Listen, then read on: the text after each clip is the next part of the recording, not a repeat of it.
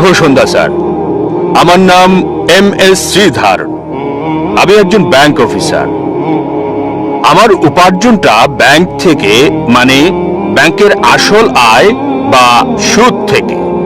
আমার কিছু মুসলিম বন্ধু আছে যারা খুবই নিয়ন্ত্রিত। এমনকি আমার বাসায় খাবার বা চা খাওয়া তারা মনে করে যে এটা ব্যাংকের আসল উপার্জন, অর্থাৎ সুদের থেকে আসে। দয়া করে বলুন যে এই যে সুদ এবং কোরআন যা বলছে তা যদি একই হয়, তবে আধুনিক ব্যাংকগুলো যে চালু আছে এবং লেনদেন করে চলেছে, আসলে প্রশ্নটা ভালোভাবে আমি বলতে পারছি না। আমি দুঃখিত। আমি ব্যক্তিগতভাবে পেশাগত অনেক সমস্যায় আছি, মানে লেনদেন বা আমার মুসলিম বন্ধুদের সাথে টাকা পয়সা লেনদেন করা এসব বিষয় নিয়ে। কারণ তারা বলে এটা সুদের সাথে সংশ্লিষ্ট। দয়া করে বিস্তারিত বলবেন। ভাই একজন অমুসলিম ব্যাংকে চাকরি করেন আর প্রশ্ন করলেন যে মুসলিমরা কেন এত কঠোর, তার বাসায় আসে না, কারণ তার উপার্জনটা হচ্ছে সুদের। আর ইসলাম সুদের ব্যাপারে কি বলে? এক্ষেত্রে তিনি টাকা পয়সা লেনদেন করতে গিয়ে খুব সমস্যায় আছেন। ভাই, আরবি শব্দ হলো রিবা।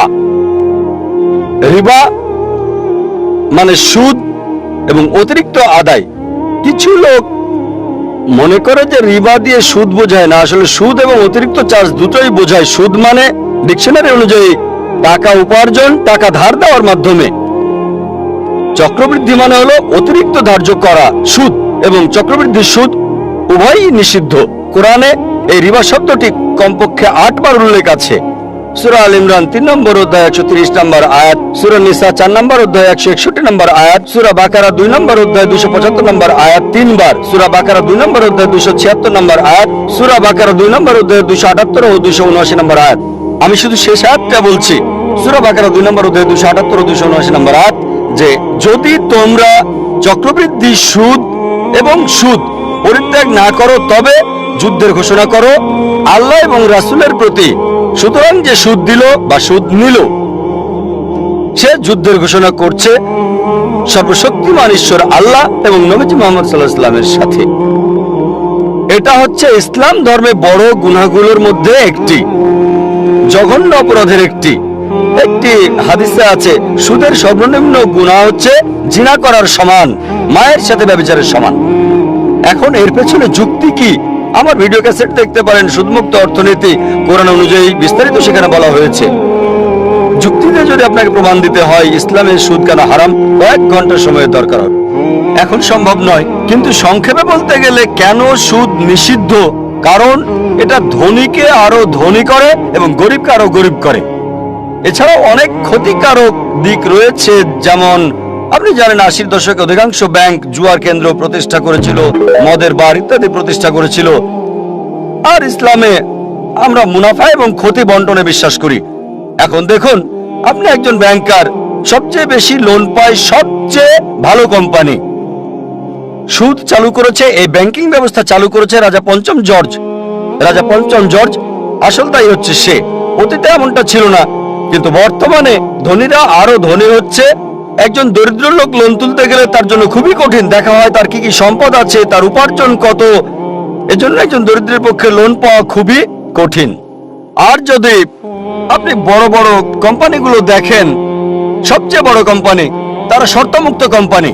এজন্য এখন আমরা দেখছি স্টক তালিকা হচ্ছে। জানেন অনিল আম্বানি, তিনি রিলায়েন্স পাওয়ার চালু করেছেন। কতগুলো? 1.1 লাখ কোটি। যা প্রত্যাশা করেছিল তার চেয়ে শতগুণ বেশি পেয়েছে। কোন ব্যাংকই তাকে এত টাকা দিতে পারবে না। তিনি কি করেছিলেন? তিনি চালু করেছেন স্টক। স্টকটা কি? এটি ইসলামিক পদ্ধতি, লাভ লোকসান বন্টন, ঠিক? আর সুদ এটা হারাম, কারণ অনেক নেতিবাচক দিক আছে। ইসলামে মুনাফা এবং লোকসান সমবন্টনে বিশ্বাস করি। আপনি শেয়ার কিনেছেন, কোন কোম্পানির শেয়ার কিনলেন, যদি লাভ হয় আপনি লাভ পাবেন, যদি লোকসান হয় আপনাকে বহন করতে হবে। নির্দিষ্ট করা নাই 8%, 9%। অনেকে এইভাবে অনেক টাকা পায়। আর তারা যেটা করে তা হলো শেয়ার ছাড়ে। যদি আপনি শেয়ার কেনেন হালাল কোনো কোম্পানির, যেটা মদের কোম্পানি নয়, ব্যাংক নয়, বা কোনো হারাম কর্মকাণ্ডের নয়, তবে সেটা বৈধ। সুতরাং আমরা ইসলামে লাভ লোকসান বন্টনে বিশ্বাস করি।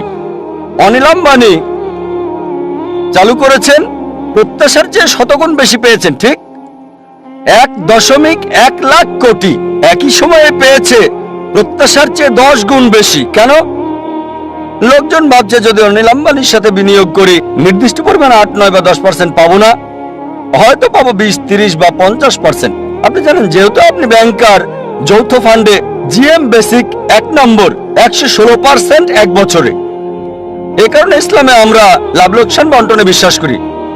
আর এই জন্যই রিবা, নির্দিষ্ট সুদ, নির্দিষ্ট টাকা ধার দেওয়ার মাধ্যমে নির্ধারিত পরিমাণ উপার্জন হারাম। বিস্তারিত জানতে আমার ভিডিও ক্যাসেট দেখতে পারেন। কোরআনের বর্ণনায় সুদমুক্ত অর্থনীতি। এ কারণে যদি আপনি আপনার ব্যাংকে প্রচলিত ব্যবস্থা থেকে ইসলামিক ব্যবস্থায় রূপান্তর করেন, ইনশাল্লাহ আপনি মুসলিম কাস্টমার পাবেন, ইনশাল্লাহ। আর এখন ভারত সরকার, আরবিআই, অর্থমন্ত্রী পুরোপুরি ইসলামিক ব্যাংকের জন্য অনুমোদন দিচ্ছেন না, কিন্তু লোকজন তার কাছে যাচ্ছে। আমি নিজে মিস্টার চিদম্বরমের সঙ্গে কথা বলেছি যখন তিনি সৌদি আরবে ছিলেন। আর খুবই সম্ভাবনা আছে মনমোহন সিং আমাদের প্রধানমন্ত্রী, তিনি আগে অর্থমন্ত্রী ছিলেন, অর্থনীতি ভালো বোঝেন, খুবই সম্ভাবনা রয়েছে ইনশাল্লাহ ইনশাল্লাহ তিনি প্রধানমন্ত্রীর সঙ্গে বিষয়টা পর্যালোচনা করেছেন। মনমোহন সিং এবং অর্থমন্ত্রী মিস্টার চিদম্বরম, খুবই সম্ভাবনা আছে যে অতি শীঘ্রই আমরা একটা ইসলামিক ব্যবস্থা পাবো। আর আপনি কোন ইসলামিক ব্যাংক দেখে তাতে যুক্ত হন। এই কারণে আপনি দেখবেন সিটি ব্যাংক ইসলামিক ব্যাংকিং চালু করেছে, এইচএসবিসি ইসলামিক ব্যাংকিং চালু করেছে, অধিকাংশ আন্তর্জাতিক ব্যাংকই ইসলামিক ব্যাংকিং চালু করেছে। কেন? কারণ তারা দেখেছে তারা অধিক মুনাফা পাবে এবং গ্রাহকদেরও বেশি মুনাফা দিতে পারবে। এটা ইসলামিক। সুতরাং যদি আমরা শরিয়া মানি, পবিত্র কোরআন এবং সহিহ হাদিস মানি, আপনি উপার্জন করতে পারবেন, অন্য কেউ সুযোগ করে দিতে পারবেন। আশা করি উত্তরটা পেয়েছেন।